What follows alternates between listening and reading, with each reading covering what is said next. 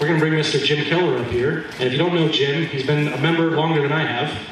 And he flips a lot of houses. And when I am feeling bad about something that went wrong on one of my houses, I call Jim because his problems are usually a lot bigger and more expensive than mine. I feel a little bit better. But you also do some of the coolest flips that I think I've ever seen. Like, I think mine look pretty, and then I go look at yours, and I'm like, damn, who's this designer? Like, who did those cabinets and granite countertops? I'm like, dude, crazy. So anyways, let's give Jim a round of applause here. Thank you, Rick, very much. Hey everybody, thanks for coming out. First of all, I love being able to share all this with you guys. Most of you know, I won't go into a lot of detail. I've only been doing this about 15 years. I've got over about 80 properties that I've been involved in. I've worked on probably another 50 for friends, and the last few years I've kind of slowed down a little bit. I've worked with a couple of very high-end guys, like $1 million purchase, $600,000 construction, $3 million, $4 million resales. It's completely different from my sweet spot, which would be anything within a couple miles of where we're standing, where the resale is under the medium price. That's where I'm more comfortable, and I like my return on dollar for that.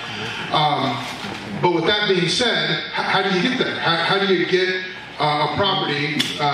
We just got done doing 6 weeks to your first deal. I think 5 or 6, 7 people put something in escrow. That's very exciting. So now what? I think it was Elle. Where's she at? Yeah, right there. Yeah, you're closing right now. You're closing your deal, and are you going to rehab it, or what are you going to do? You're going to rehab it and flip it. Okay. So it's a little. Yeah. Congratulations. This is your first transaction, right? Number 1. Beautiful. Real proud of you. I really am. Okay. So now what? Now what? And I'm not going to ask her if she's panicked, because I know the truth. She's panicked, okay? It's scary. It's scary because you don't know. So everybody here, I'm going to assume everybody here has hired somebody to fix a light switch, or patch a hole something, or like, for instance, one time I walked on a job and there was 37 40-foot deep caissons that wrapped around the property. That's a hole that's drilled into the ground, and they pour concrete in to shore up the foundation. It's scary. It's scary on walking onto a job site like that. I have been on job sites like that before, but I was the boss, and it was, you're like, what am I going to do here? You don't really know what's going to happen. And I would really recommend that all of you, you got to learn how to listen. You got to really learn how to listen to what the contractor or the handyman or the guy who's going to fix a patch on your roof, or Andy's got all these guys. They're pouring emulsifier on the roof, and fixing this, that, and the other thing. You really got to listen to what it is they're saying and what it is they're doing. And I know that might sound a little elementary. Well, of course I'm going to be listening to what they're saying, but there's a lot of clues that are given off, and I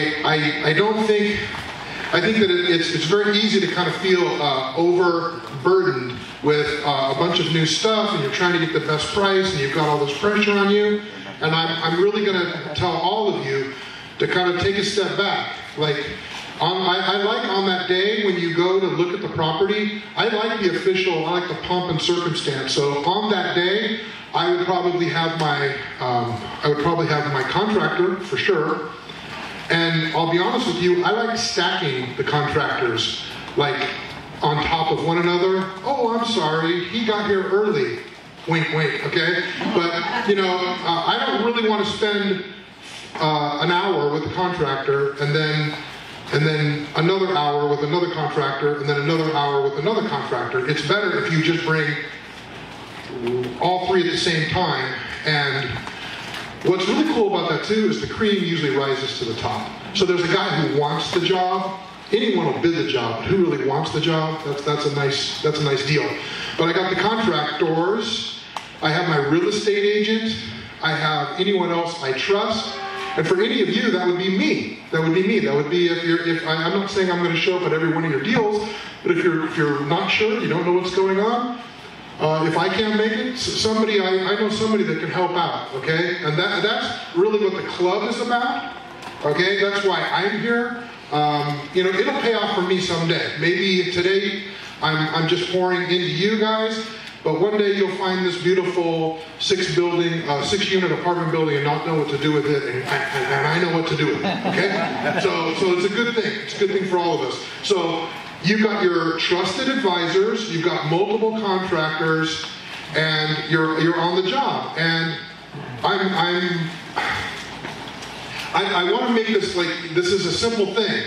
It's a sheet of paper, and my guess is before you've gone to this job site, you already have an idea. I'm going to do this, I'm going to do this, and I think, especially for you young folks that are maybe you haven't done, let's just say 5 jobs. If you haven't flipped 5 houses or you've hired 5 contractors to do this job, my sense is these contractors, they come in and they make it sound like, oh, I know what I'm doing. You know, they think they know. What they don't know is what your budget is. They don't know what you're trying to make the house look like. They don't know these things. So oftentimes, especially if I have a new contractor, I might meet them at my competition that's around the corner that finished a week and a half ago. And I love walking the job and saying, yeah, I'm going to have this new space, and it doesn't have to be finished, but it's got to look like this. You know, and I show everybody the walls have got to be painted, and I want the ceiling to look like this. So he has a really good idea of kind of what we're looking for there. So, I mean, I can do that beforehand, or I can pick the right contractor and then bring him to the site. But the idea is I'm having a conversation with these guys. I've got my trusted advisors there. I try nowadays. I've already had the discussion with my real estate agent. Usually it's my wife or my daughter used to sell a lot of the houses for me. She kind of took a leadership role. I like that idea because your job is like the buck stops with you. You're the one that's gotta get all this stuff. You're responsible for when it screws up, and it almost always screws up. Something goes wrong. I mean, Charlie, I know you've done a lot of deals out there. Does anything ever just go perfectly? Of course not. And so what I've become really good at, and I'm really, I don't want to give it away here, but I'm really trying to let you folks know what I'm really good at is I'm really good at thinking on my feet, and I'm really good at. So I've got a whole nother company that I fund and manage in Weatherford, Texas, and I got my good buddy. I'm on the phone with him every morning. He's going over all the properties we're looking at, and he's telling me about, I've got a house, I've got a garage. The garage is a little lower than the house, so the floor height is different, and there's water that's going into this area.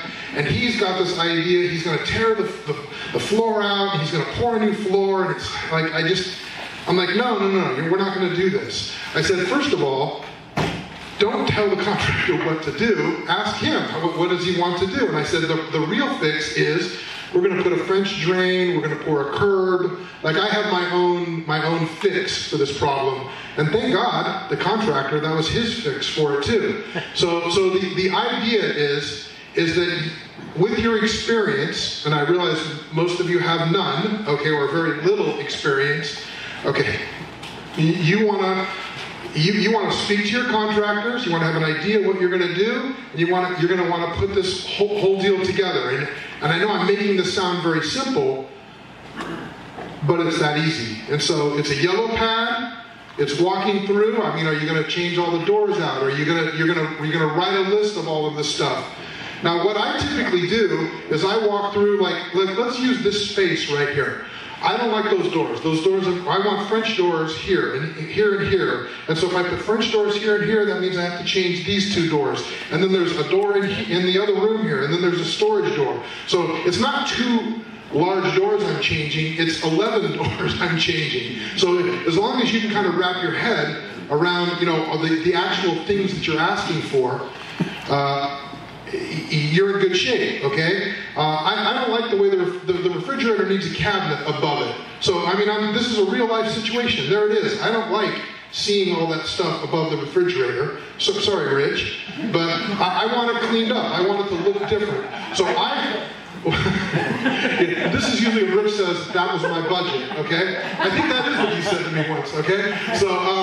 So the idea is that I have all of this in my head, and I usually tell, just like my wife does. My wife says, I want this, I want this, I want this, I want this, and I want this.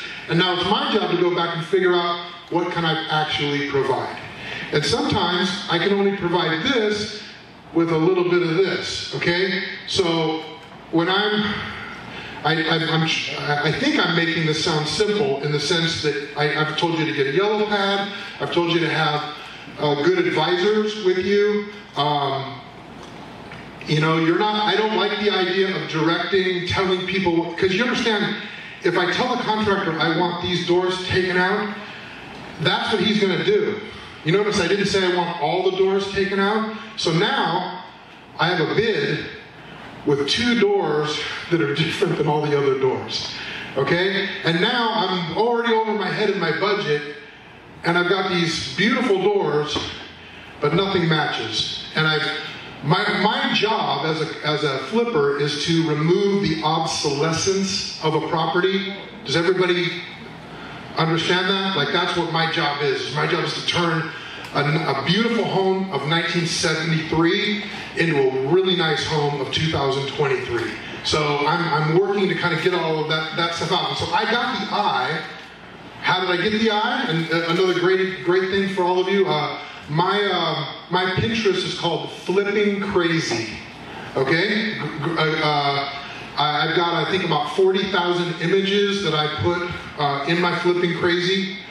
All of you, if you're going to be flipping houses or flipping mobile homes or flipping commercial buildings, you should be on Pinterest. Okay? So what does a walkway look like? What are the components of a walkway? Do you need, like, I'm in the process of building stairs up the side of a hillside, and I've got this beautiful retaining wall over here, but I've got I was just going to put a handrail here, but the problem is the stairs aren't finished. So I go on Pinterest and I say, oh, I like this, and my guys are directed by the pictures. I hope this makes sense to you guys. Okay, so I'm not just going to keep talking like this. I could talk about this forever. This is the one thing that I felt like I knew. Like, I was a contractor. I worked for contractors. I'm used to, you know, I've been on multi-million-dollar job sites, built custom homes. I worked for companies that built custom homes in a past life for myself. So I was very comfortable on the job sites. But there's a lot of other things that go into, you know, being a contractor. And if any of you are interested in, you know, how did you find this out? How did you figure this out? Or how did you do? I'm always available. You guys can always ask, give me a phone call. I'm happy to answer your questions as best I can. But what I did is I asked one of my friends. I'm going to bring up Elias. Elias Flores, come on up, my friend. Please, everybody, give him a hand.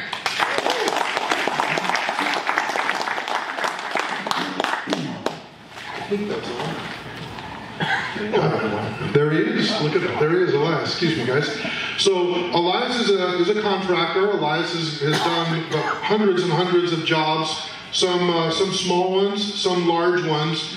And although I've never actually hired him to do a job. We're just friends, okay? What I was really hoping. Why don't you move this way a little bit? Yeah, move this way a little bit. There you go, perfect. What I was hoping to do is I was hoping to get some questions from you guys. Okay? So, for instance, there's no right or wrong answer. In fact, I was going to start with this and I didn't. Excuse me, 1 second. Okay? There is, in contracting and in a contract that you're writing with people, there are right things to do and wrong things to do, okay? I would always recommend when you're hiring somebody to have a contract. The contract that you have is really important, because you have to be able to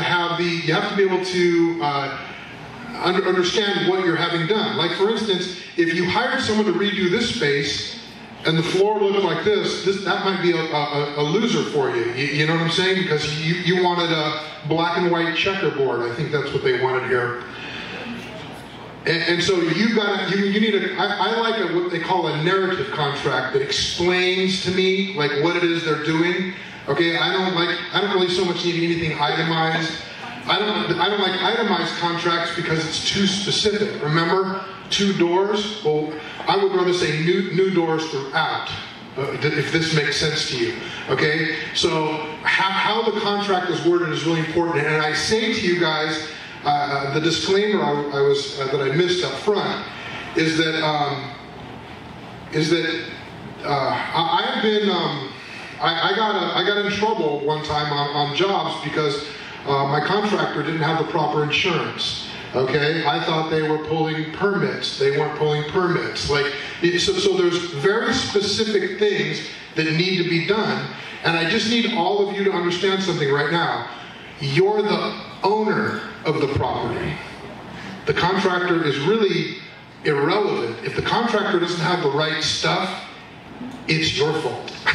Okay? So it's your job to make sure that they have the proper insurance, that they have the proper everything, okay? Now, a lot of you, if you were like me when I first started out, insurance, what are you talking about, okay? I can talk to any one of you individually about the situation you're in now. I'm not a lawyer, I'm not anything like that, but I can tell you right now, all of that rides into this discussion. So have I hired unlicensed contractors in the past? Most certainly. Am I working with one right now on a job? Yes, I am. Okay? So I'm just telling you guys right now, I have the experience. I know what a job looks like that's done proper. I feel like I've taken care of myself with insurance, commercial insurance, for my company and so on and so forth. But I'm telling all of you guys that I'm not giving you advice to hire this guy or giving that guy. You got to determine what your own risk is on your own. And when I had 35 houses that I owned, and I was repairing, 28 of those 35 houses, a lawsuit would have crippled my company. When I say crippled, you understand, if the Keller organization owns one house that's being sued, all of those houses are going to be frozen. So this kind of information is very, very important, and I'm doing my best. It's a big, broad topic. So we're going to talk specifically about the contractor, but I wanted to give you guys that advice. So with this said, I'd love to hear a few words about you going on to job sites, the kind of people that you're working with, that kind of stuff. Please, have at it. All right. First of all, I've been in construction over 40 years. My dad started the company in 1978.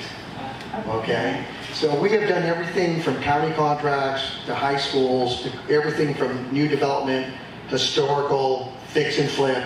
Now we're in the development game. So I've been on both sides of the aisle as the contractor, as now we're on the side that we interview the contractors. So the most important thing for me that I can take from as a contractor is communication. What I've done in the past, because I've learned from trial and error, I make it a point, whoever is signing a check or has a decision, any meeting, they will be there.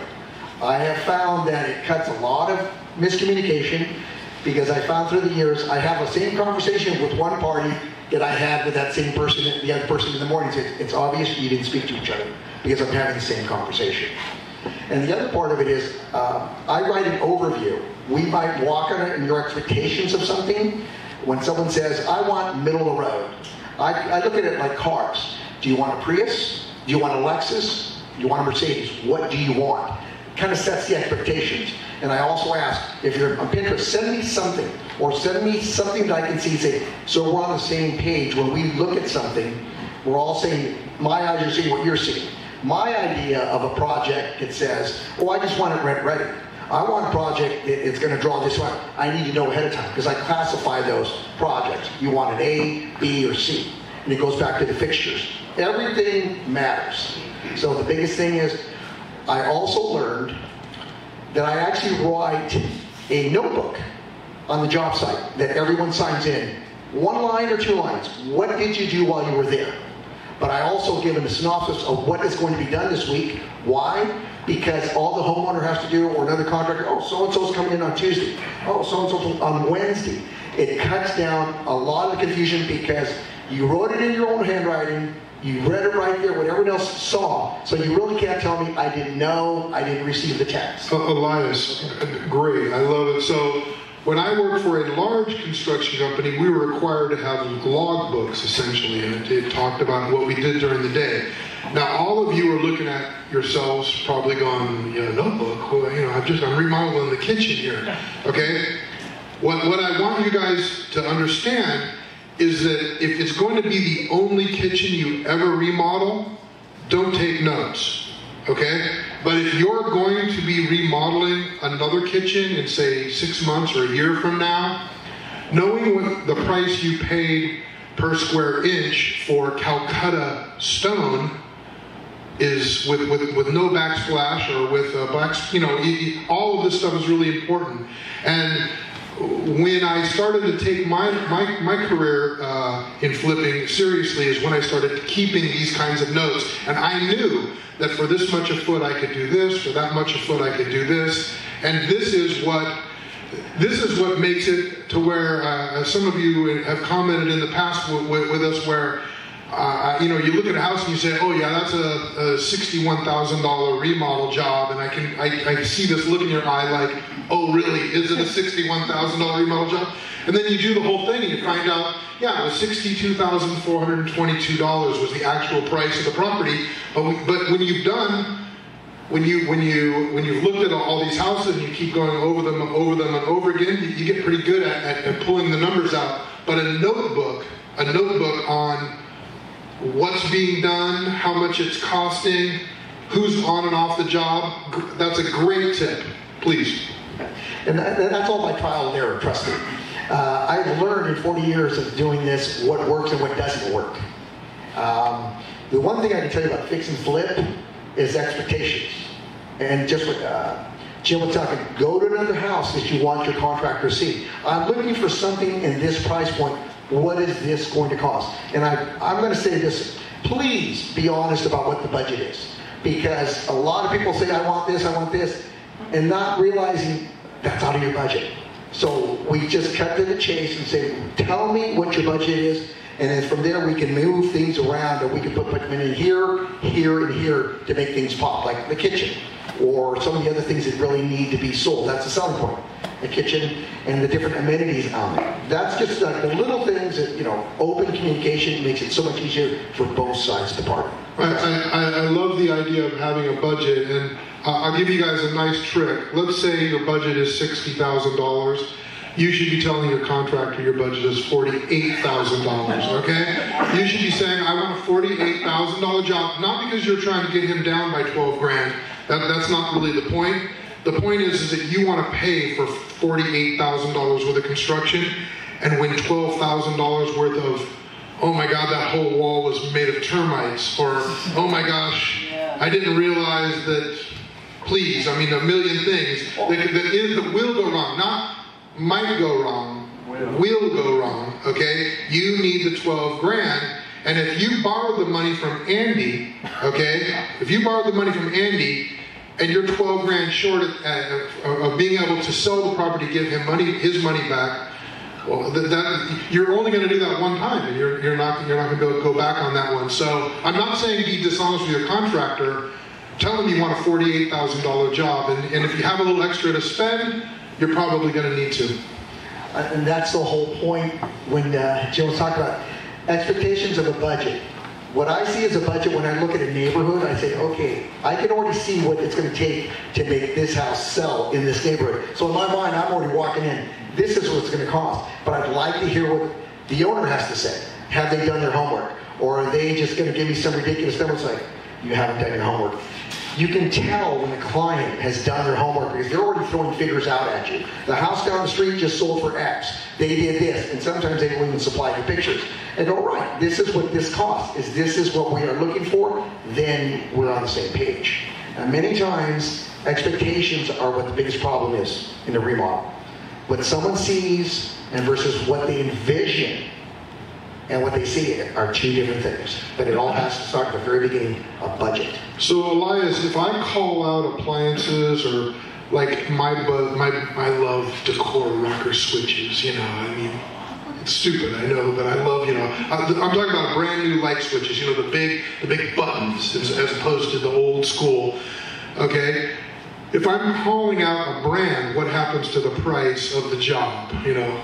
Do you want my opinion? Well, let's hear it. Let's hear it. No, let's hear it. In my opinion, it doesn't matter. Okay. What if you want the tall one? It's just the price. I come from a different era, I would say. When someone wants something, I already expect it going into that neighborhood because it's going to match the neighborhood. It's kind of that simple.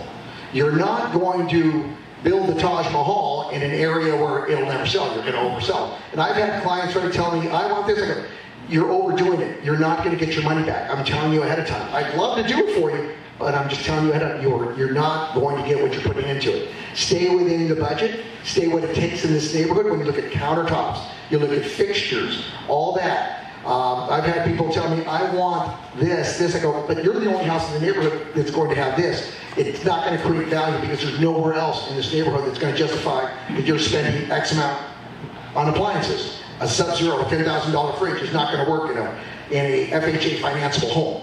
It doesn't work. I call it in-cap shopping is what I do. I mean, I want my contractor to know how much the 30-inch with the cultured marble sink that's built in, that it actually comes with a cheap faucet. It might even be plastic, chrome covered.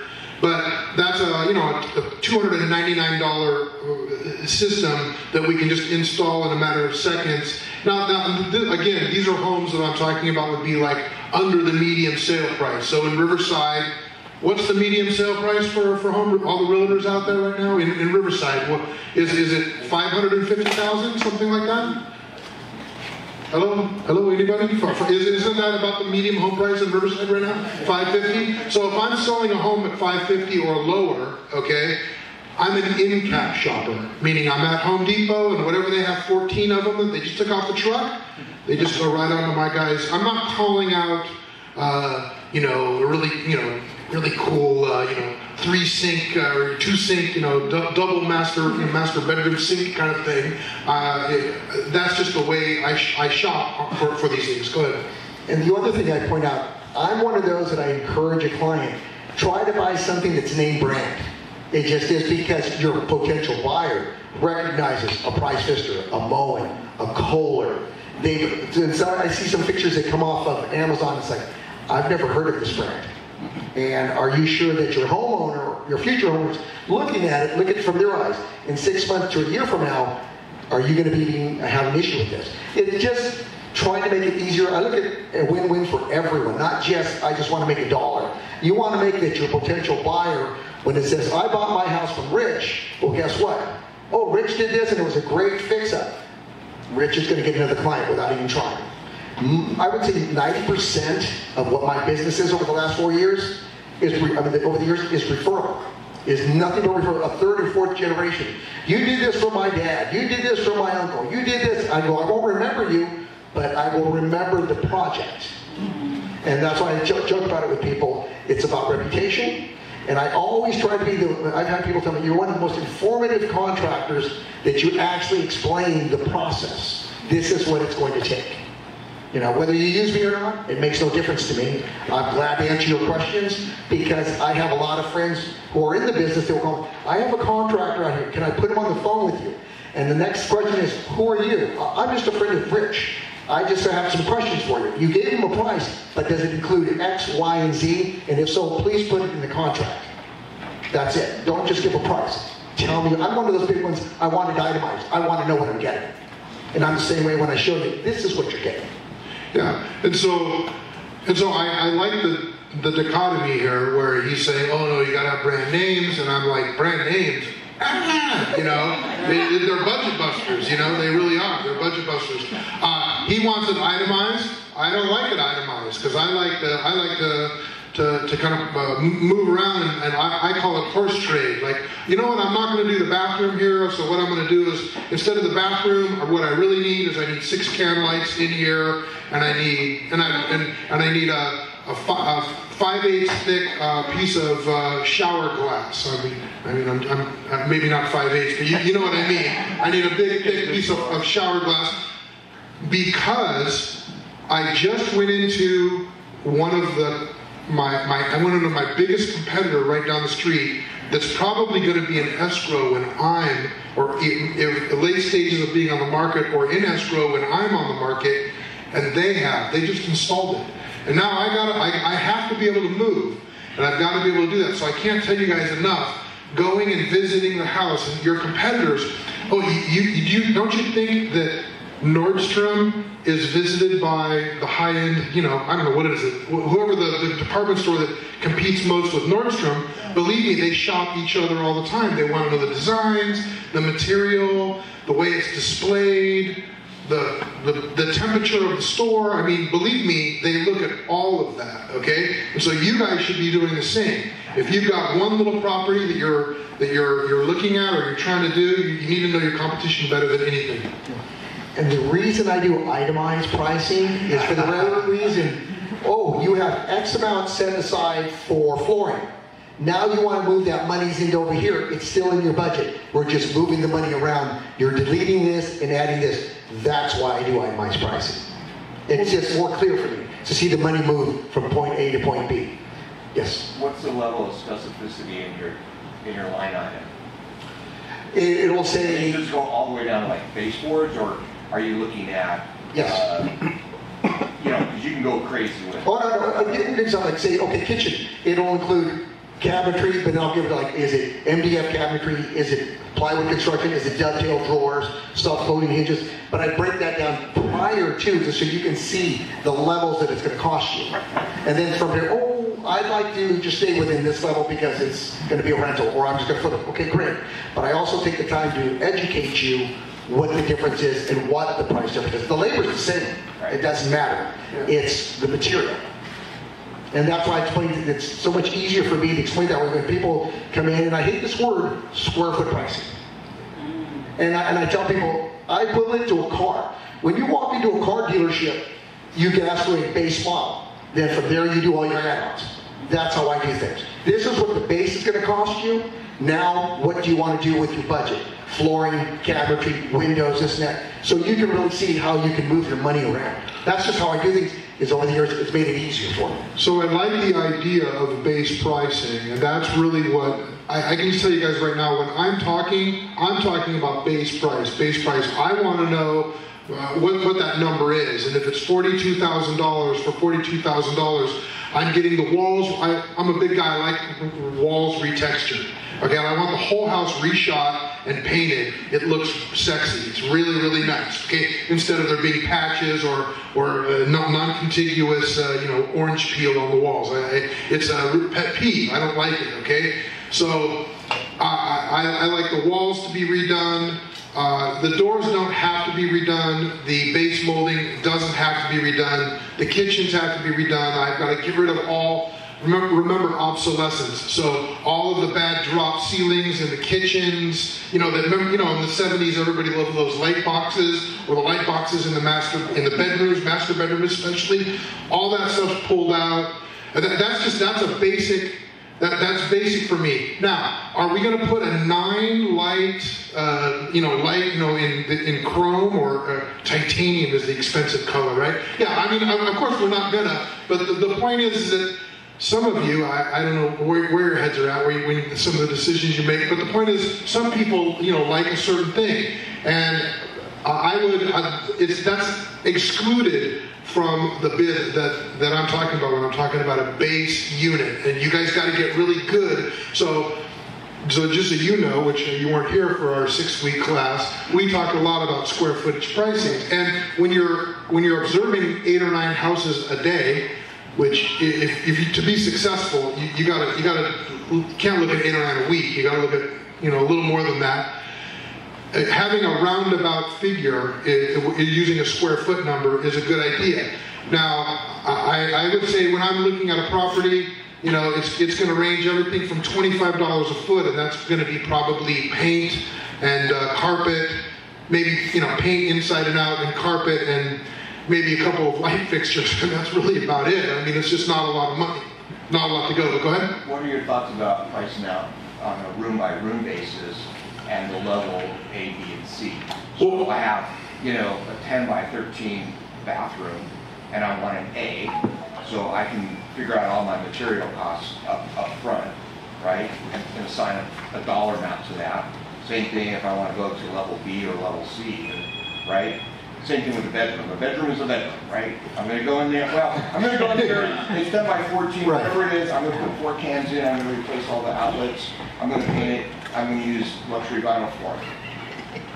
It doesn't matter. I think, Rich, what you're saying, it makes sense to me, but I typically don't say an A over here and a B over here and a C over here. I typically have a very uniform look. All of my houses look the same, but because I've taken good notes and I've paid really close attention, I automatically know, I know I'm not going to put modular cabinets even in the bathrooms on certain houses, or I'm not going to have, a while back, it was probably 3 or 4 years ago, people stopped putting in big mirrors and they started putting in framed mirrors or mirrors that articulate against the wall.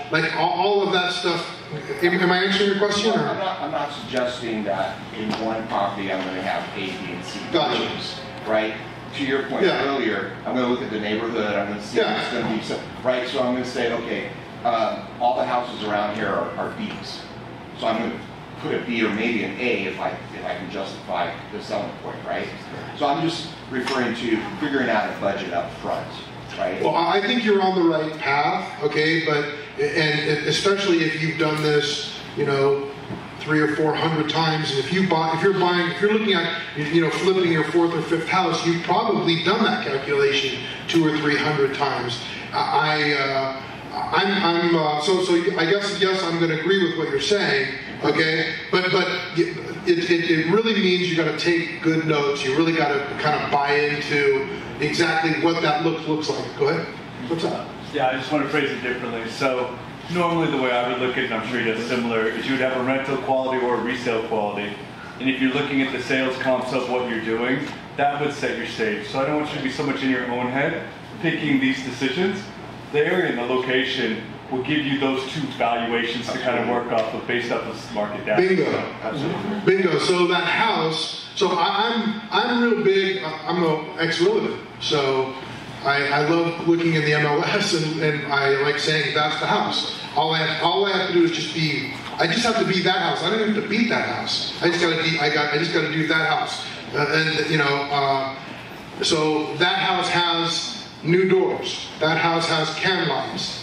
Maybe that house has a distinction between 6-inch and 4-inch can lights. Maybe it's diffused. Maybe it's light against the wall. Maybe you understand what I'm saying? It has the farm sink.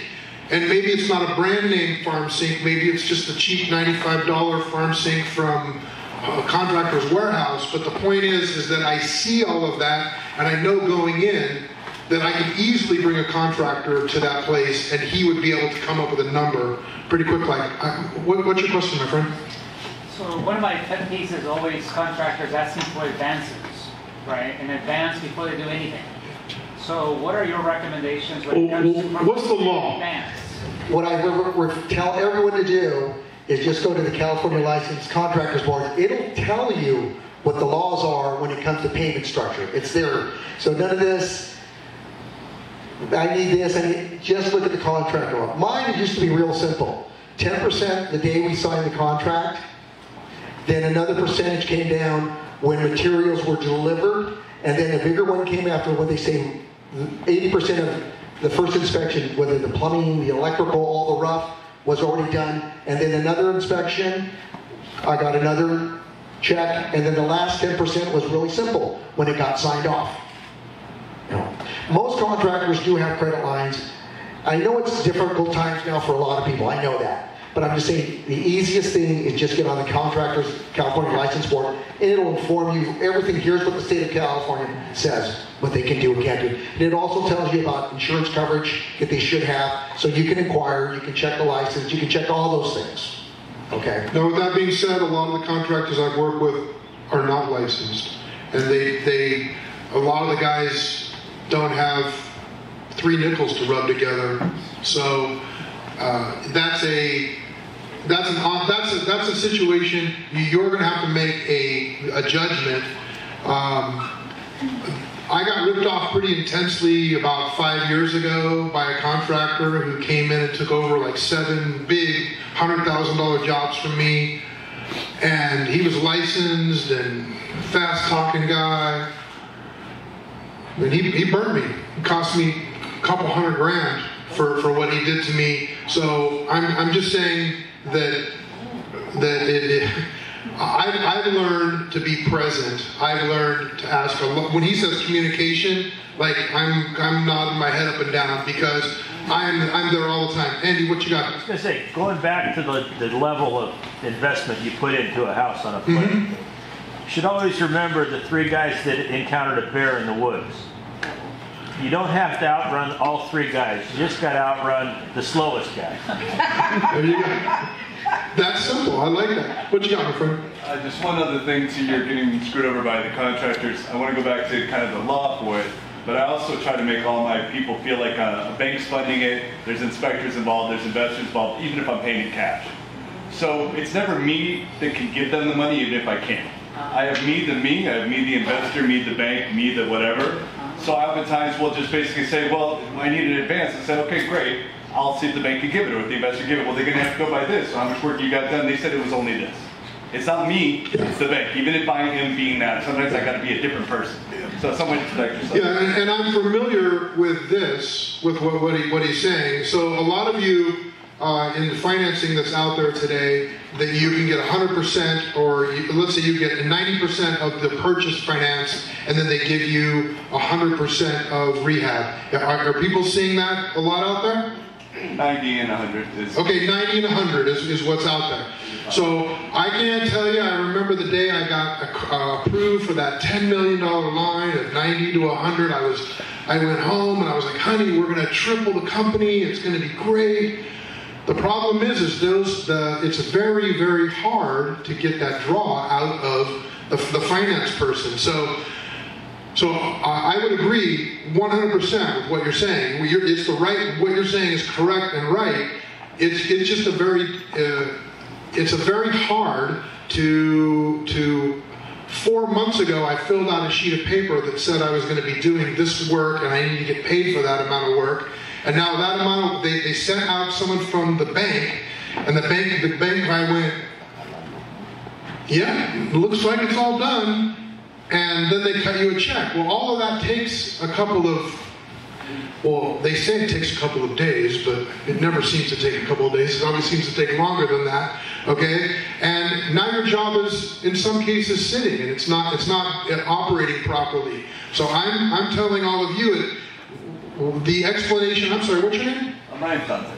Duncan, you flip houses, you're a contractor, what do you do? I think we flipped 28 homes the last 5 years, but I also have a real estate. So a lot of experience, and I'm sure your jobs run wonderfully on time and everything, you know, I'm being a little facetious, but I mean, the point that I'm trying to make is that in the real world, what I've noticed is that I get bogged down with stupid little things.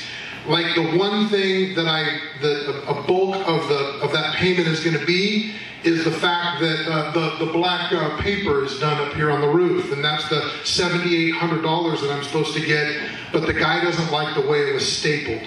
Okay, and I know that might sound ridiculous, but that happens all the time. Well, now I don't get my $7,800. and I don't, and running that job is difficult to do on something like that, especially because you're paying a loan payment, you're doing all of this kind of stuff. So picking the right contractor who knows your timetable, if you finance all of your deals through a draw, like that's what we're talking about right now, your contractor is like number one on the list, okay? What you got, Jeff? I believe he's saying, though, tell them that. No, absolutely. But you're right. Number one, he's not what he's saying, but you're right on that. So I'm saying, even if you had straight cash, act like you had a bank so you can protect yourself. Yeah. But if you are dealing with the bank, they don't give you all the draws you need. It makes it tough too. So you're going to have both. Yeah, and so there's just not it would be really a great business if everything went exactly as we planned. It just doesn't go that way. What you got, Andy? Never give yourself any power that you don't absolutely have to have. I like it. I like it. I told you I started this by bringing other people, insulating myself. I don't like to talk when others are talking. I want to listen. That's really what my job is. I'm making decisions. Which one of these three characters are we going to give $75,000 and bank that they can finish the job in 8 weeks? It's not an easy decision. What you got? What's your level of involvement with getting the materials picked up? Do you do it, or? Okay, so I've done this two different ways. First of all, if you're hiring a contractor, okay, a licensed contractor, that's how he makes his money, is he picks up the material, he does all of that. That's really what you're paying for. So on most of the flips that I've done, that's the way I handled it. But I went one step further and I hired a project manager. The project manager had 3 or 4 people that worked for him, and so if we had to get material over here and over here, it was all about days on market for us. So we determined that the fastest, if we hire a contractor and Elias needs can lights, but he doesn't have them on the job, I don't want to wait 3 days for them to be on the job. I just go and pick them up and bring them and get a credit at the end, okay?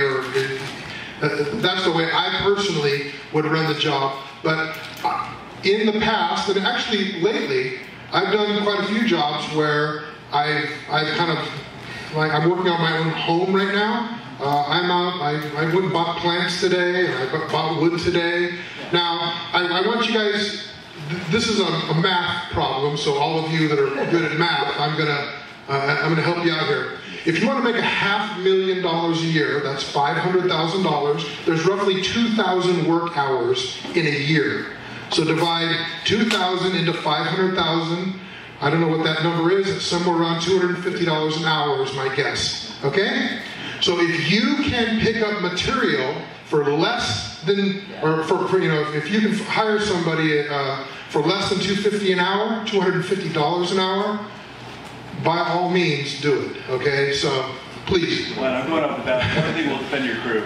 So, like on one of our crews, they send their plumber out to get stuff. It takes like 6 hours to get it. So you're gonna want to do it, but you're gonna have to change something and say, look, we're gonna fix this. I got a great guy working at my house right now. His name's Johnny, and I love Johnny. Gosh, I wish he was here right now. But he's a mason.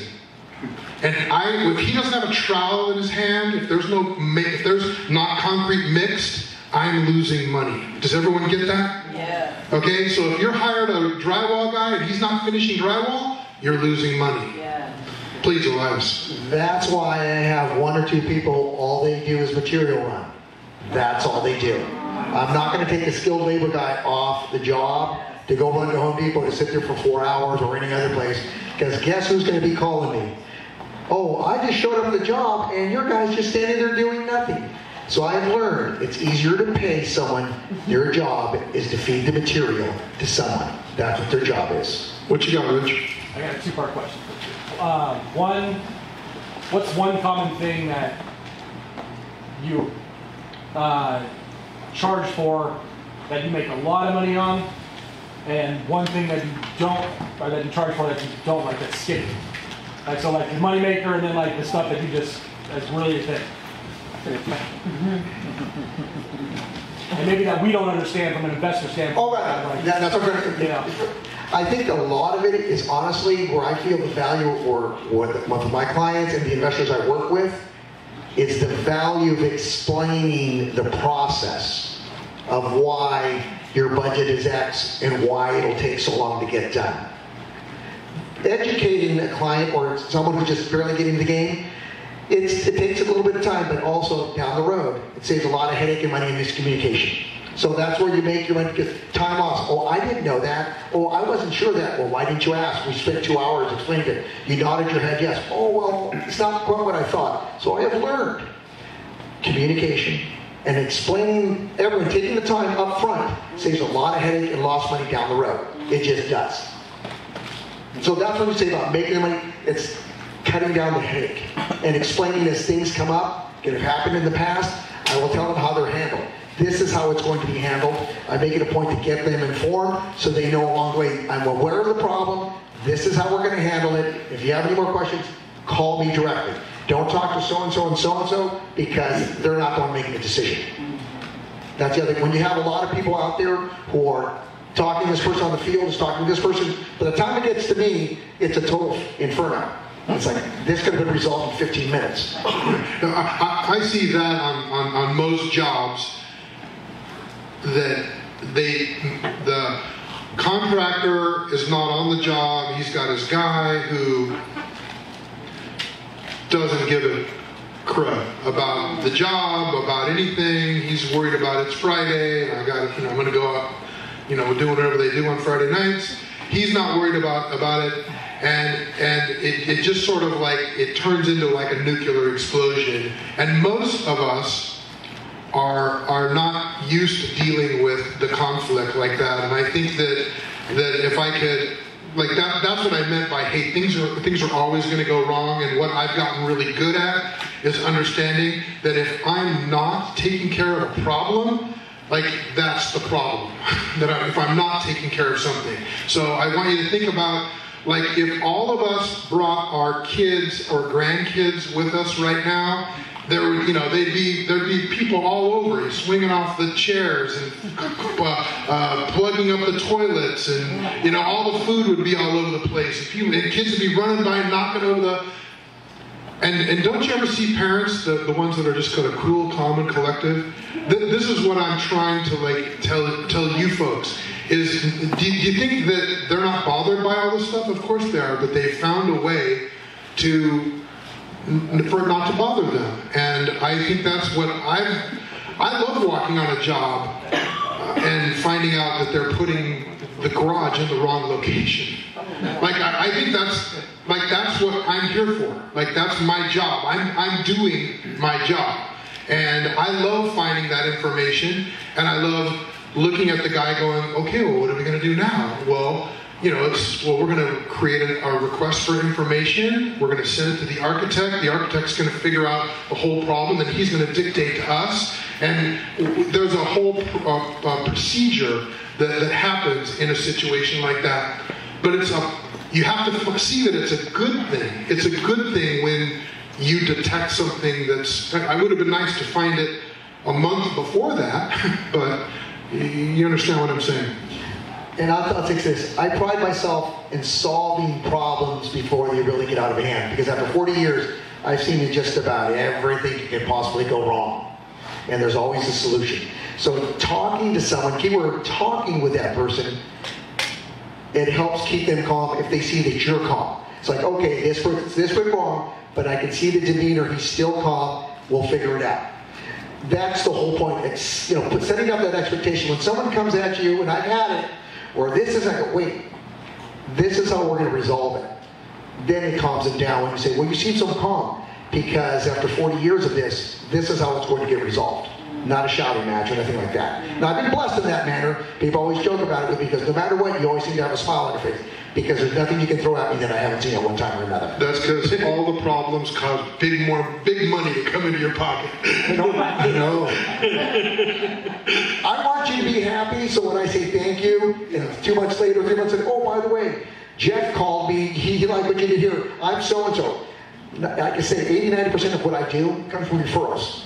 So I have a network of lenders. Oh, Jeff just got a refi, I just gave him your number. Okay. When this business is good, and I'll get to your question in a second. When this business is good, so when you have a contractor that has a clear vision of exactly what is going to be done. Okay, and so as time went on, unfortunately, I have a friend Mike, a contractor. He couldn't make it here today. Mike and I have gone in circles. We've been, at each other's throats. But more often than not, like 95% of the time, we walked on a job and we were like, okay, I'm going to do the kitchen just like that job, just like the one we did last week or last month. Or, I really like the way, like I was talking about those articulating mirrors in the master bedroom. They cost another $45, but they look really rich, And so we started putting those in all of in the houses. And so as time went on, we could walk the house and have a meeting on the 3 other projects we were having. We got more effective because what we were doing, and the jobs went smoothly. And when there was, we had a house out in Redlands one time where the foundation had kind of blown out, and we knew that there was foundation troubles. We didn't realize the extent of the damage, but this was probably our 25th project we'd worked on together. It was simple. He drew it up on a piece of paper and he handed it to me. He says, "Go find me an engineer that will sign off on this work." And that's exactly what I did. And within a couple of weeks, I had a correction. We had him sign off on it. So the engineer is indemnifying me. You understand what I'm saying? So it's not Jim saying, "Oh, fix this." I've got an engineer that signs off on it. And we had to hire a state, what's the inspector called? The state inspector?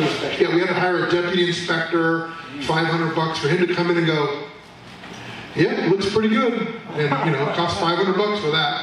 But again, I'm not the deep pockets. Does everybody understand? I realize we're talking about construction, but all of this matters. So I don't want to be the guy that said, I don't want the real estate agent to go, "Well, geez, I'm not really sure if the foundation was fixed. Was it, Jim?" I don't want to be that guy. I want there to be a piece of paper from a contractor, from a deputy inspector, from for these kinds of problems. But it was only because we dealt with this so many times. It's an easy thing to fix.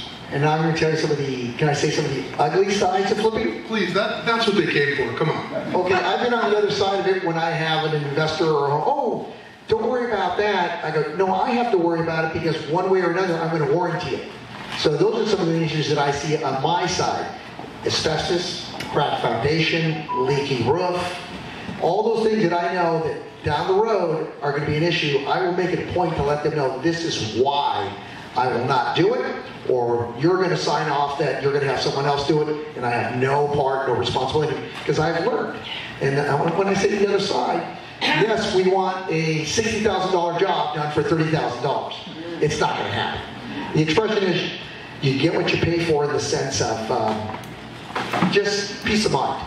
I'm going to walk away knowing I'm not going to get a call from you a year from now, 6 months from now, that your owner or the realtor, because I've had that when I didn't do something, when someone did something and then all of a sudden 6 months later someone's calling, "Hey, I flipped this house and they caught asbestos." I go, "Well, weren't you aware of it?"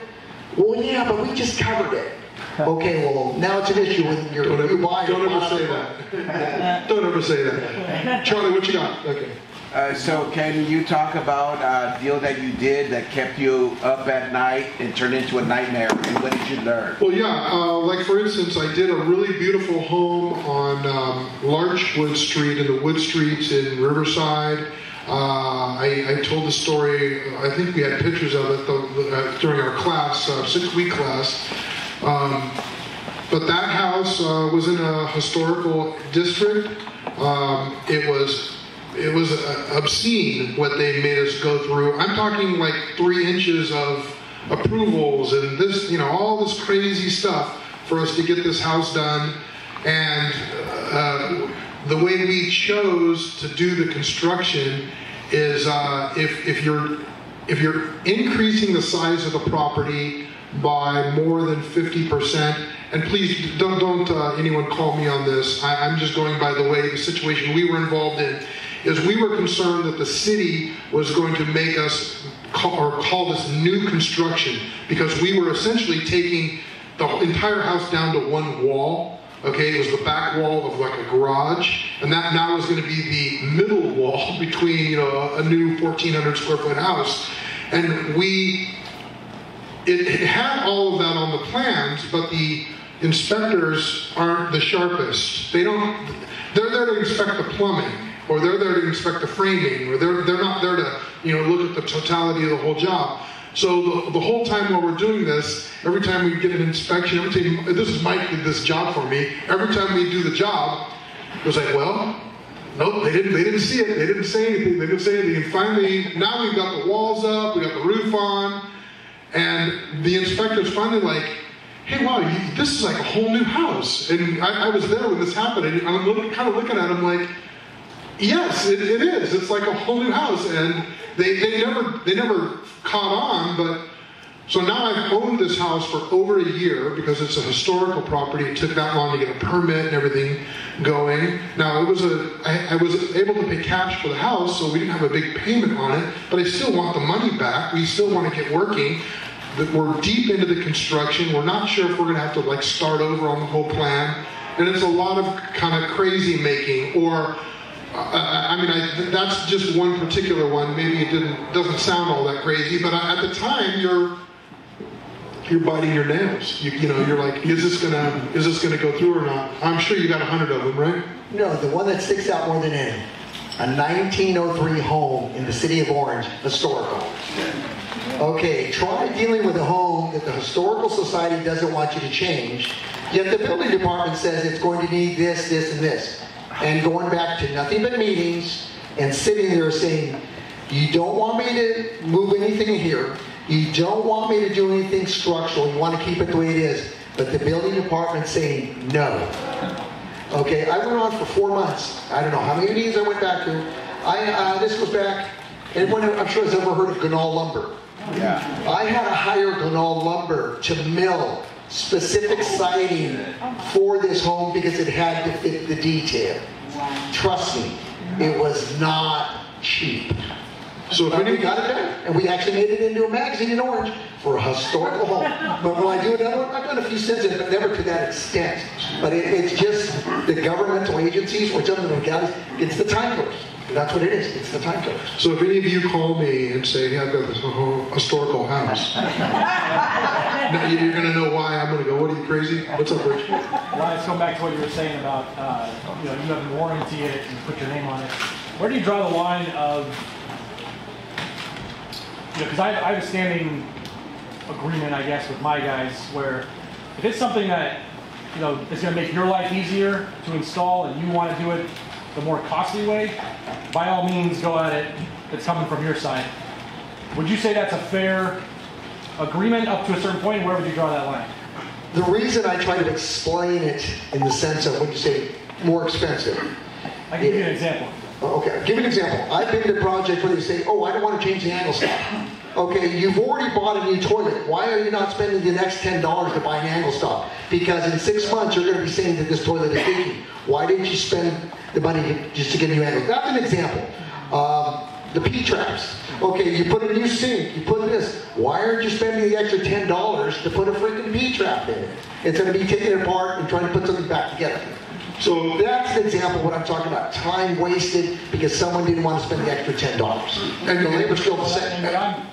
What I'm talking about is, let's say, we agreed that you were going to mud and texture a room, and then, or a certain wall, and you get in there and the wall is completely crooked, and you're just like, screw it, I'm just going to reframe and hang the drywall, and then I'm going to mud and texture. I have done that. When I explained to them, I'm willing to go to this level because it's going to be easier for all of us. Because when you go to some of these homes, and what Jim was talking about earlier, okay, I'm going to peel acoustic ceiling and I'm going to texture the whole house. I'm not just going to texture this one room. I'm going to texture the whole house to make it uniform. So when you walk into that home, it's been transformed. Not just like, oh, nice remodel because this was here and this was here. You can still see it. The key to a good remodel or flip is you walk in like it's all new, that you can't really tell what was done to it. And that's the key to everything. When I walk into a home and I have friends who do this, I go, what do you think of this? I go, well, I can see that you did this here. Why? Because I can just see the structure. What you got, River? Just real quick, so I know the problem you're given is y'all both experienced and you're trying to do it the right way, so I do want to prep y'all, because somebody that works with a lot of construction crews doing it the wrong way. There's a lot of people that think they can do remodeling or do construction that are probably just handymen. So obviously when you have a GC, part of it is obviously licensing, but insurance and other stuff to back it. It's harder to stay on your budget. But that's the more important part is everybody thinks they can paint until they paint and then you realize they can't. So if you want to order stuff, I got about 20 of them, so it was okay. But again, that's I think the benefit. If you can get a good GC that works as a team, they can communicate and maybe work it together, that's great. Yeah, and I don't disagree, and that's the way I run my business, but I also know that when you're first starting out, it's hard. It's a very difficult to kind of put that deal together. And yes, they're going to take advantage of you. They're going to, they're not going to perform. Not every guy, not every, and they might not perform not because they're trying to do you harm. That again, the contractor might not be on the job every day. They don't see the way all this is going down.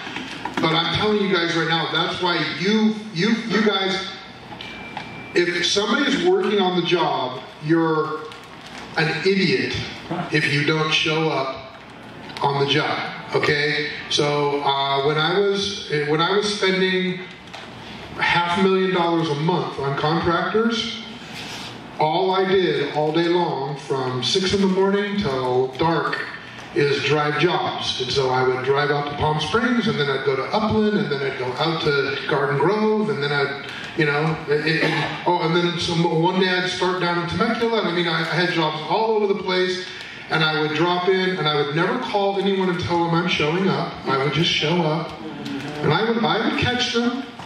I'm not a babysitter, okay? I'm not a babysitter, but, I just like your child, I'm sorry, did I just call you a child? You didn't call her no, just like your child. They screw up sometimes, and usually what I would do is while I was talking to them, I would clean up the work site because I like a clean job site because that's what, and you only have to do that like 3 or 4 times. And then when you pull up on the job, they start cleaning the job site up. So it's just habits. And if any of you have children, it's the same thing. And again, I'm not calling them kids. I'm just saying everybody has these priorities. And I love the broom. I have a little truck with I would bring little whisk brooms, and I clean. I like cleaning, and first of all, it's safe, which is what you want, because regardless of what any of you think, I'm not going to be sued. I thank the Lord, I have never been sued, but there's a lot of people that have been in this business, and having a clean job site, and for me to, how do you say, Andy? When you stand in front of the man with the white dress or the black. They drag me in front of the man that wears the black dress to work every day. There you go. That would be the judge, everybody. Okay. I want them to know that it matters to me that the job site's clean. I want them to know that it matters to me that it's being done proper and correct. And if I have a long history of that, that's a really good thing. Real quick. When you're working with a contractor, you're working out your budget. Can we assume that the contractor is buying the material at discount, contractor's discount, and selling it to us, putting it in the budget at retail? See, I'm going to tell you a little secret what I do. It's different. I tell people, here's what my labor price is, and if you want to buy your materials, fine with me. I got no problem with that. But I do set expectations of what quality material I like. That's it. But just as a general rule, right? Do most contractors, and that might be an unfair question, are they, putting it in the budget at retail, or are they passing their discount? Yes, I mean, because they're making their margin on that. They're making more. I'll be the first. Like I said, we have distributorships that we get our cabinetry and other things that what you might get, we get it. Plus, because I work with a network of interior designers, so that's why I get some of our information. Here's what's happening now. Here's what the pricing would be. So that always helps build your network. Always have somebody out there. And the other part, if you're going to flip a home, make sure that you kind of keep up of what the design trend is at the present time, not what Rich's design is. Remember, you're trying to make it to the masses, not just what Rich wants to see. Pinterest, everybody, Pinterest. Rich, what you got in the back there? Well, I was just going to add that, you know, if you guys are getting it at a discount, you're also picking it up and transporting it. I want to pay the contractor as much money as he can possibly make. I want everybody to get rich in this transaction. If they're not marking up the material, they're idiots, okay? They should be making as big a profit as they possibly can on me, and I would encourage that. My job is to control that, though. My job is to say, hey, I don't mind. Like, I would even say it. Yeah, do the bathroom for me here, and he's already, like you were talking about, we were talking about, you know, fixing a wall. He's already kind of taken it in the shorts a couple times. If that's a technical term, okay? So maybe instead of the kitchen, you know, something going to be done in the kitchen that I could probably get done for $800, maybe I agree to pay them $1,500. Like that's my specialty on the job, and I would recommend all of you know the numbers like that. All of you should know that, oh, this is an $800 job, and if I'm paying $1,200, what I'm really saying to them is I need it done tomorrow, and I'm willing to pay you $1,200. It'll be done, right? Like, and being able to understand the, you know, what's available, how it's available is all part of it. So the flip side of that is you have penalty clauses. Well, I mean, if I'm building this complex right here, every aspect of this job would have a penalty clause in it, every aspect of it, okay? But we're not doing that job, and no legitimate contractor is going to talk to you like that at all. I would rather, if you don't have the belief that they're going to finish the job in time, I like the idea of giving them a bonus when it's done on this time. I don't like penalties. I don't think penalties are the right way to start the business, to start an agreement. But if I'm paying a $4,500 a month interest fee, and I've got a $400 a month insurance fee, and I've got, you know, whatever else, I've got my own management, that's, you know, I got $1,000 a month that I pay myself to drive around and look at these jobs. So this job's costing me $6,000 a month. It would make sense to me to give him $3,000 if he can finish it by July 15th. An extra $3,000. Or listen to this one. Have you ever been to Cabo? It's beautiful. I know this wonderful place. If it's done by July 15th, I'd love to send you and your wife to Cabo. Do you think the job's going to get done on July 15th? And by the way, a trip to Cabo costs $1,200. Okay? But you told his wife, not him. I'm just saying. No, actually, I would tell him, and you know, I don't want to say maybe the wife won't go or not.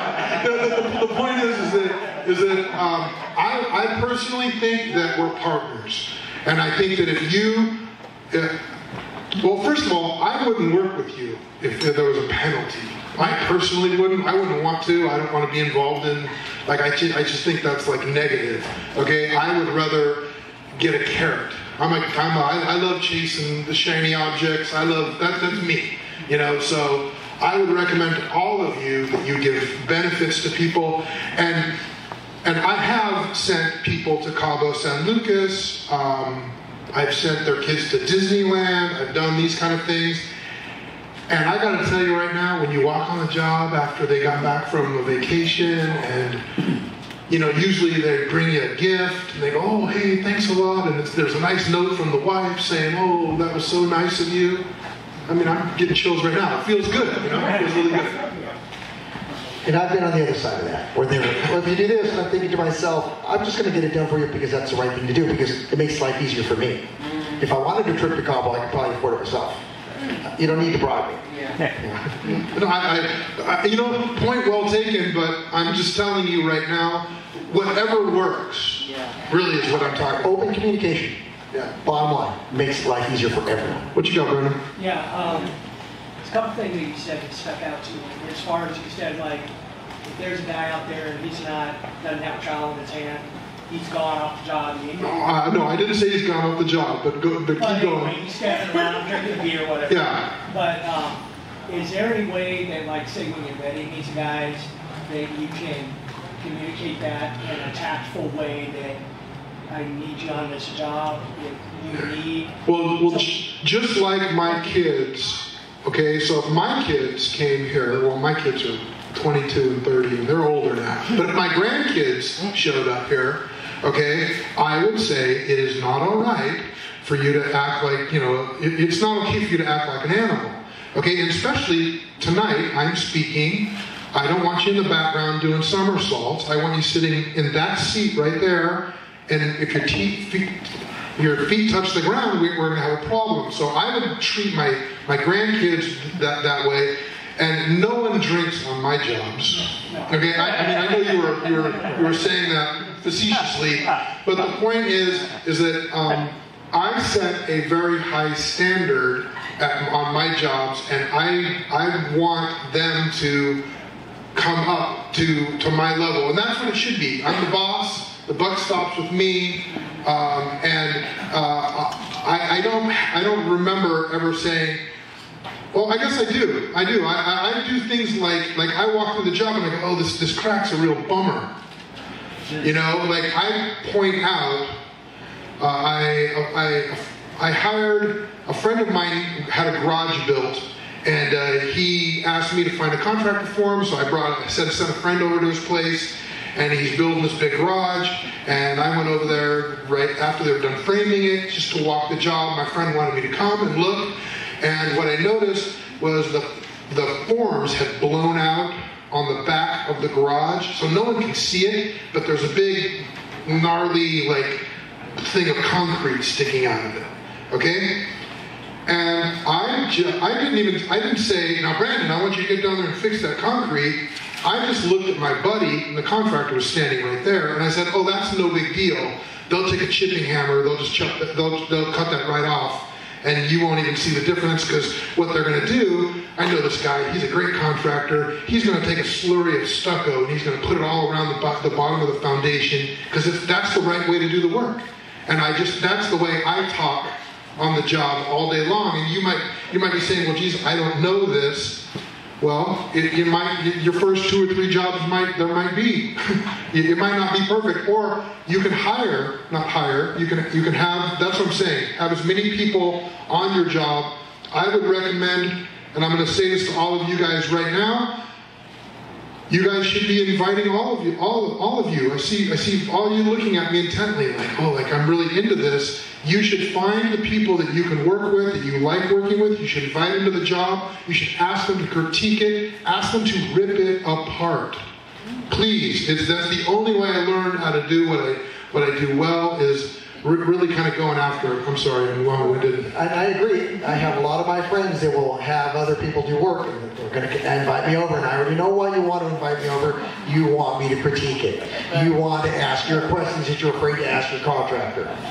So I agree. It's all about communication. And I say it because I want my life to be easy. And the more I'm showing you up front what we're going to do and how we're going to do it, it makes my job just that much easier. What you got?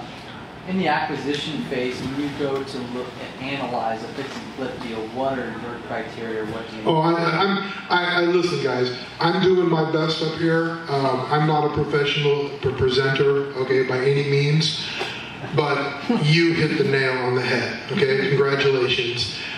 All of these decisions we're talking about, they've already been made when I'm examining the property, when I'm looking at it. I already know.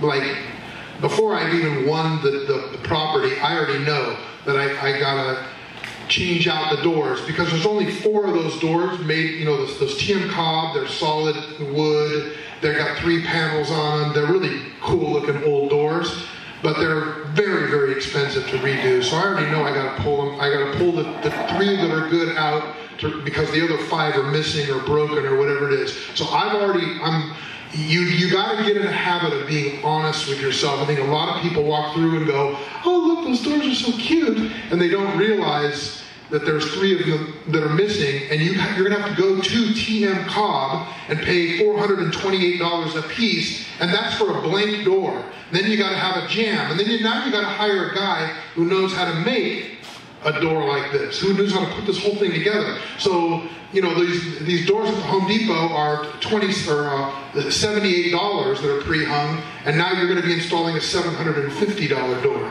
So in the process of me evaluating, do I want the property or not, and frankly, in the market I'm in right now, guys, if like I don't want to insult anybody in the room here, but those projects that say perfect for an ADU, like that's a 1-year project, you know what I'm saying? And I don't know, tell me, what's the market going to look like in a year from now?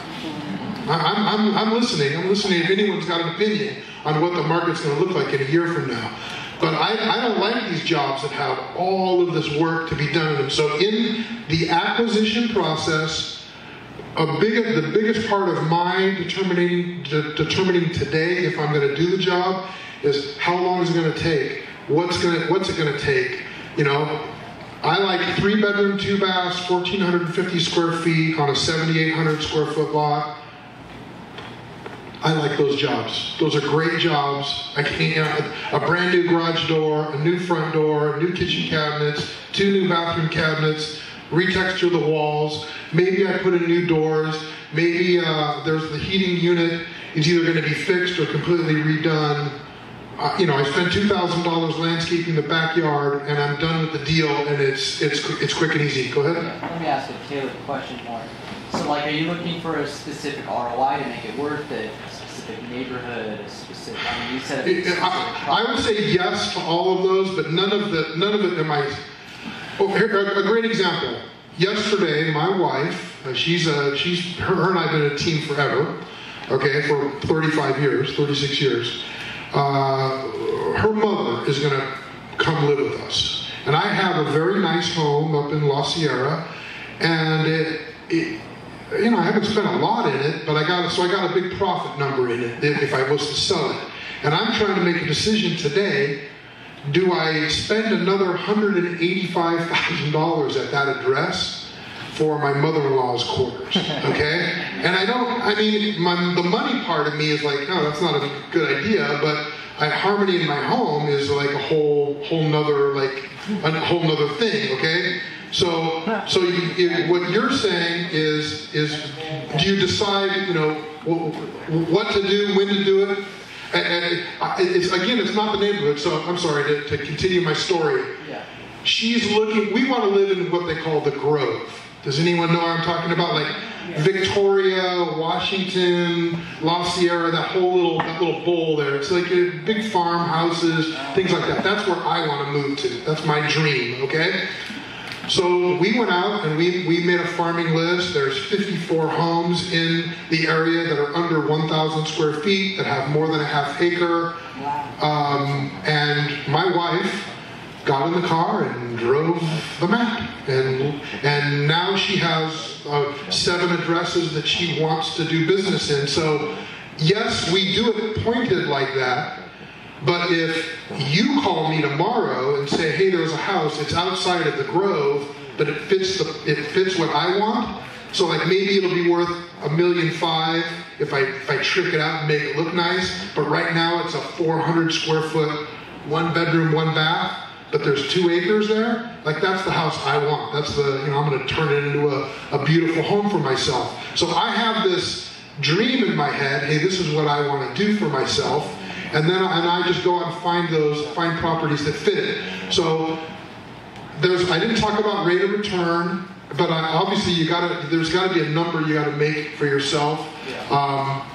You know, I think most of these properties you're gonna make between 20 and you're gonna make them at 20%. Let's just say, you know, and I'm not willing to risk my capital for less than $25,000. And I feel like a chump talking to you like that, okay? Because yes, there were times when I did a job and I made 12 grand and I was ecstatic. So don't We've all been. Yeah, don't say, oh, yeah, I got to make 25 grand or I'm not going to do the job. That's not it. I hope I answered your question. Yeah, I mean, just like your advice, because I'm getting into kind of wholesale flipping. I'm also a realtor, so I'm trying to figure out my frame that I can look at the market and say these are deals and these aren't. That was my question. Yeah, and I think that so my partner in Texas right now, we want to buy a 1,100 square foot beater of a home built in 1920 that's on 3 acres. We want to tear it down, and in Texas it's very easy to subdivide. It's a piece of paper and you can get it done. Okay, so we want to build 6 houses where there was 1. Okay, and that's his dream, and I'm happy to go along for the ride. Okay. But what he's finding is there's a lot of these sexy little deals, these little houses that you can buy, and they're 1,300 square feet, and they're 3 bedroom, 2 bath, and the budget's $38,000 to clean, not to make it a Taj Mahal, just to fix it up enough to sell it for, because pretty much everything, if you put a for sale sign on it, sells in today's market. So that deal's hard to get away from, because there's less risk, there's almost no time involved, and you can buy, fix, resell, and close the escrow in 90 days. And it's fairly easy to do that, and it's hard to compete against buy, tear down, get permission, and pay for all of that stuff. So again, I hope that answered. What you got? I just want to real quick, as a realtor person, you would look at your target audience. So if they're getting a loan, you would have to use loan parameters. So typically, if you're looking at projects, use a half-mile radius if you can, or 1 mile. Look for at least a couple sales that'll analyze that value, because the bank's going to look for that. So finding a good deal, but like his deals may be great deals, but there may not be enough data for a bank to bank it. But if you have a client like that, you can do it. But if you're going out to regular people that are just, they're newbies, they're getting hard money, doing all that stuff, you've got to go with what the lending bank's going to look at. Yeah. And if you do that, you'll be much better off. So you can do it based off the standard sales data. And I don't disagree. I'm not going to say it's a different way of doing it. I essentially use the exact same thing. I believe that you would be safe, okay, if you would start, like I like this house I'm talking about. I've said it 6 times tonight. 3 bedroom, 2 bath, 1,400 square feet, built in 1979. There's about a million, there's a lot of them, not a million, but there's a lot of houses like that all throughout Riverside, all throughout Corona, all throughout Highland, all throughout Redlands, all of these areas have a gluttony of those kind of houses available, and it's a really easy house to call a contractor. And so I'm going to switch gears here for a second.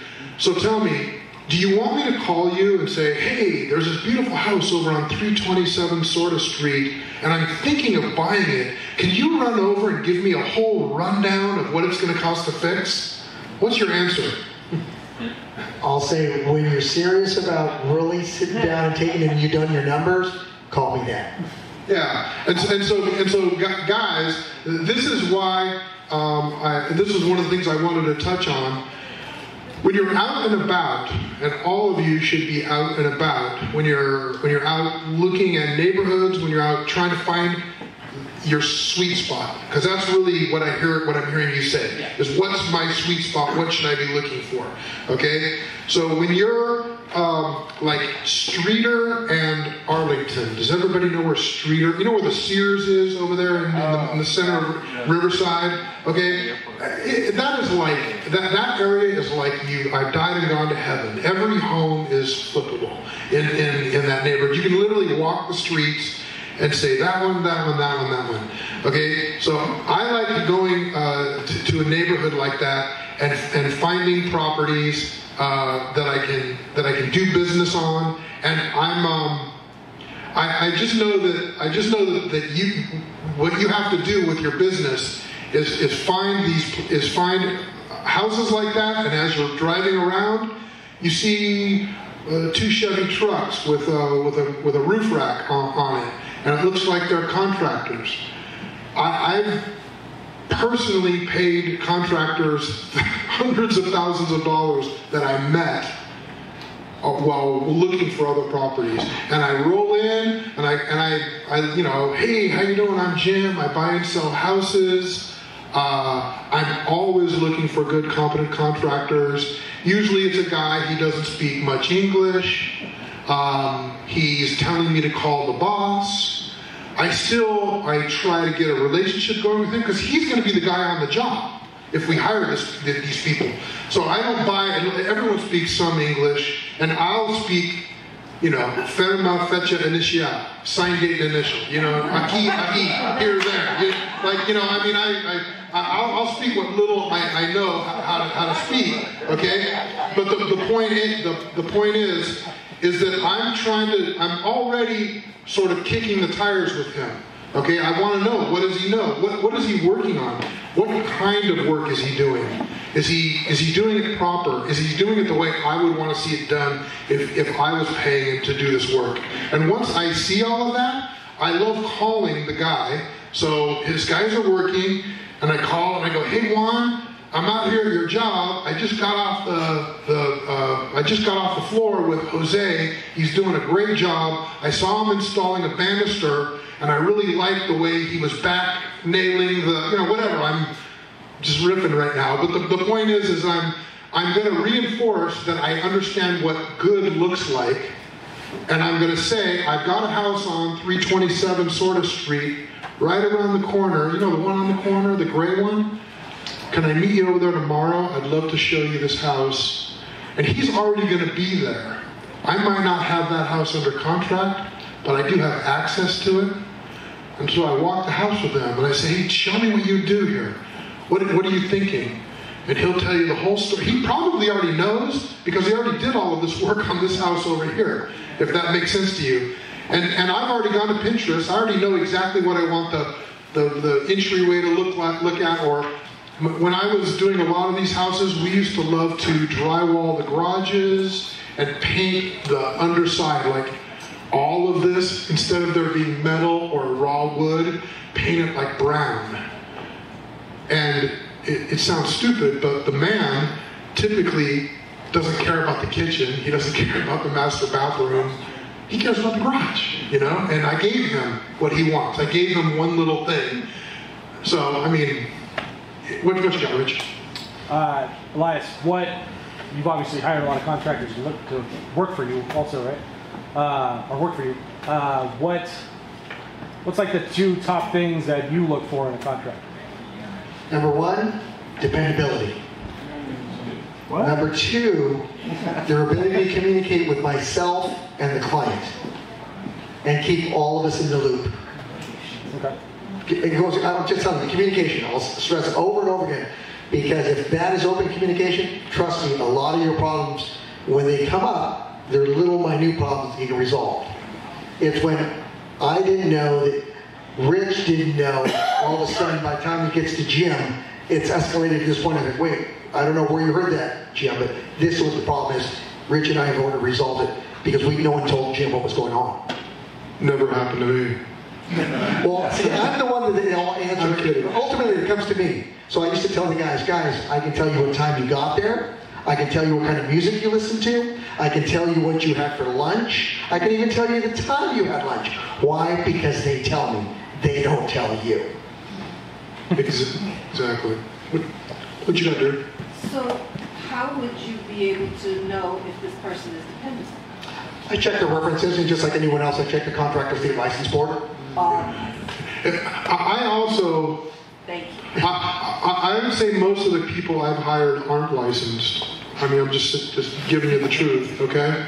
How would you check there? Well, I got to be honest with you. You know, you got these little hairs there on the back of your neck. You know what I'm saying? And no, I'm actually very serious about this. Okay, I've made a joke. I think even with you. You know, like my wife knows there's certain guys that when I go, you know, I'm out for the night and I'm out with the guys. Like there's certain guys she don't want me to go out with. You know what I'm saying? Because she has a feeling. Like this isn't good. This isn't a good guy that we need to go out with. Okay. Now we might be, you know, at a Bible study doing, you know, only good and wholesome things, but my wife still doesn't like it, okay? And so you already know this. You already have that. Those hairs are already on your neck.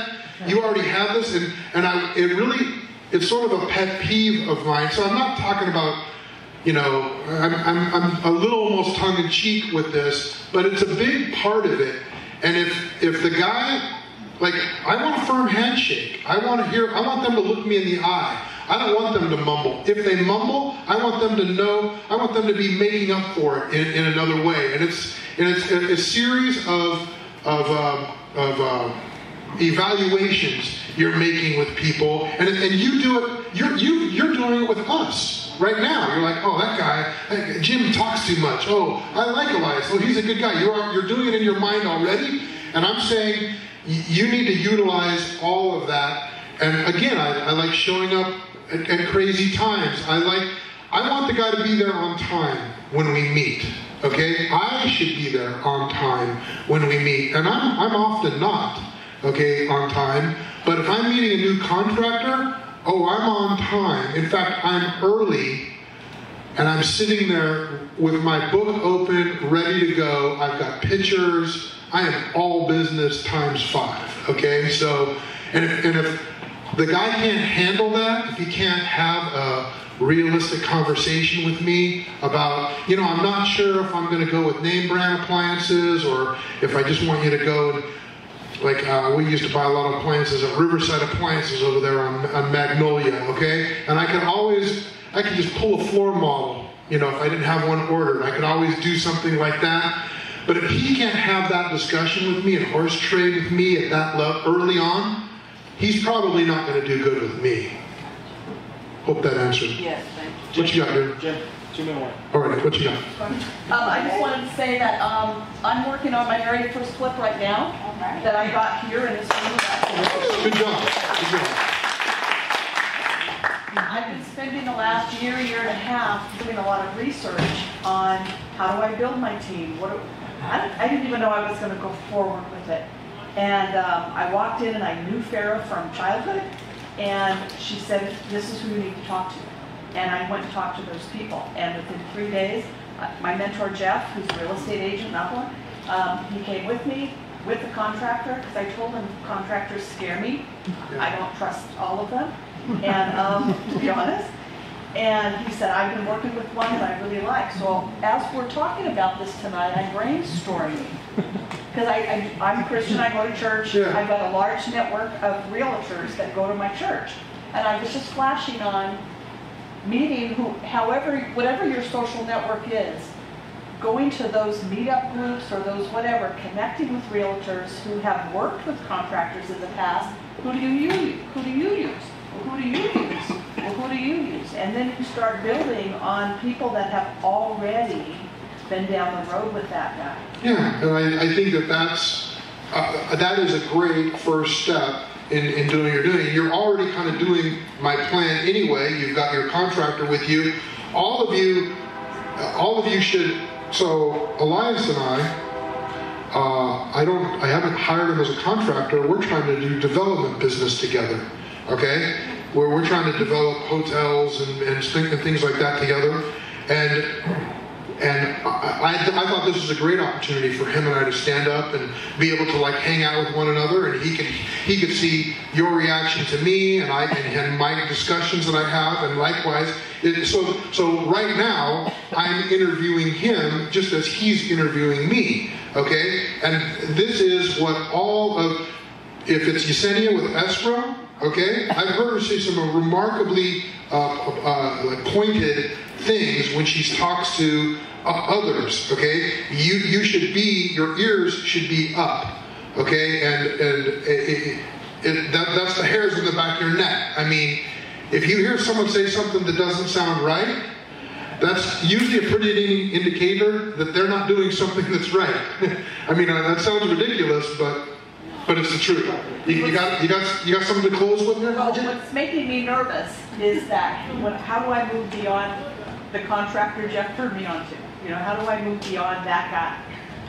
If I want to have 3 or 4 projects going at the same time, finding that contractor. So this conversation. Interview. Get out there, press the flesh. And most contractors have a network of go-to contractors that they use when they're too much on their plate. That's the next question you should ask. That's another thing.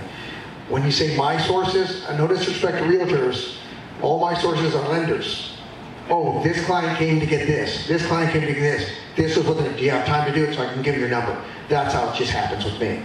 Because they've already done the interviewing process of the client because I've built a relationship with the lender. They know what I expect, and so they've sort of interviewed that client before he even came to me. What you got, Andy? Doesn't it work the other way too? If you're looking for a good contractor, you might want to talk to your hard money lender. Absolutely. Because he knows the bad ones. Yeah. Absolutely. I like the idea, and I'm gonna try to close with this with you guys. Okay. It's a hard business. There's a lot of moving parts. Okay. I want to punch up. I want to be looking for like I want to rise to the occasion. I don't want to diminish myself. Oftentimes when I work with these contractors that aren't licensed, it's a whole bucket of worms. It's a whole bucket of bad stuff. Okay, so as long as I'm punching up, as long as I'm trying to better myself, it's a good thing. And if you're in a situation where you found a contractor, or you found someone, a confidant, someone you can work with, it's just good because it doubles your efforts and it allows you to kind of get out there and see more people. What I know is that it's not difficult to sit at a coffee house and draw out and show 25 pictures and come up with a schedule of how you're going to do this and let them go off and do the deal, and then meet 3 weeks later when you're going to start the job, monitor as you go, make sure that things are happening correctly. If you're working with fund control, you've got a whole list of things that have to be done on this date, that we were talking about with that before. It's not difficult to do these things if you do them every day, day in and day out.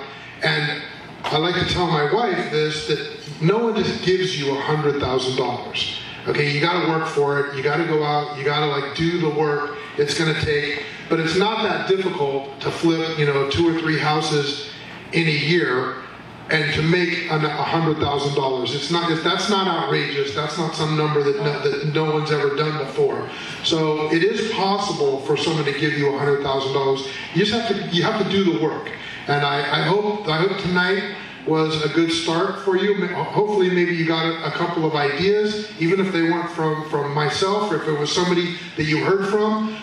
Don't let this moment pass. So a great person right here to speak to about what did it take to muster up the guts to say, yes, I'm going to do the deal. And if any of you are out there thinking, boy, can I do this or not? A great person to talk to. A real estate agent that's helping somebody to do this. I'm saying that use the club to find these people. And with that guys, that was the longest 2 minutes of Rich's life. Okay? Thank you.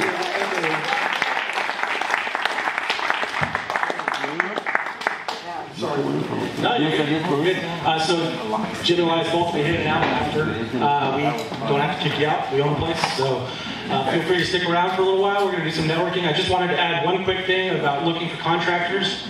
If you go to your local Home Depot and find the contractor stores, not the fancy ones, go find the one that's a little rough, like the San Bernardino store that has contractors all the time. Go into the pro manager, the pro desk manager, and ask him if whatever it is, whatever trade you're looking for, say, hey, who is your number one, who's the number one guy that buys cement, or hardy guy, or siding, or whatever?